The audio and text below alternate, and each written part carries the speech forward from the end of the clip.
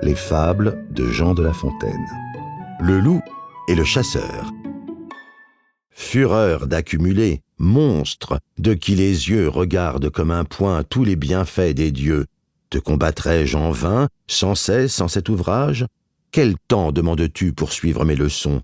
L'homme, sourd à ma voix comme à celle du sage, ne dira-t-il jamais « C'est assez, jouissons ».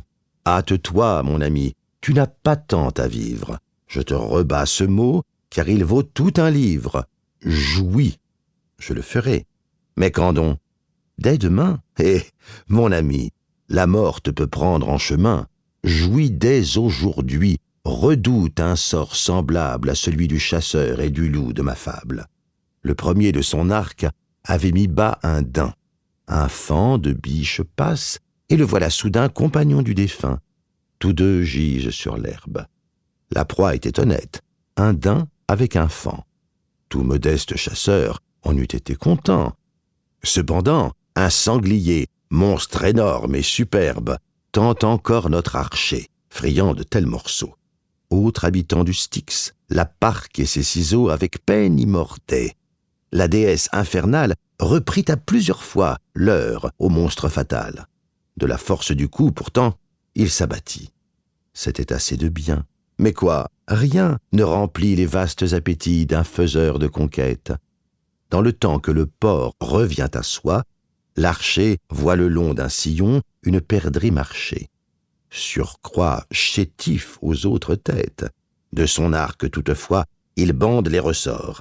Le sanglier, rappelant les restes de sa vie, vient à lui, le découd, meurt vengé sur son corps. Et la perdrix le remercie. Cette part du récit s'adresse aux convoiteux. L'avare aura pour lui le reste de l'exemple. Un loup vit, en passant, ce spectacle piteux. « Ô fortune, dit-il, je te promets un temple, 4 corps étendus, que de bien! Mais pourtant, il faut les ménager, ces rencontres sont rares. Ainsi s'excusent les avares. »« J'en aurai, dit le loup, pour 1 mois, pour autant. 1, 2, 3, 4 corps. Ce sont 4 semaines, si je sais compter, toutes pleines. Commençons dans 2 jours, et mangeons cependant la corde de cet arc. Il faut que l'on l'ait faite de vrais boyaux, l'odeur me le témoigne assez. » En disant ces mots, il se jette sur l'arc qui se détend et fait de la sagette un nouveau mort. Mon loup a les boyaux percés. Je reviens à mon texte.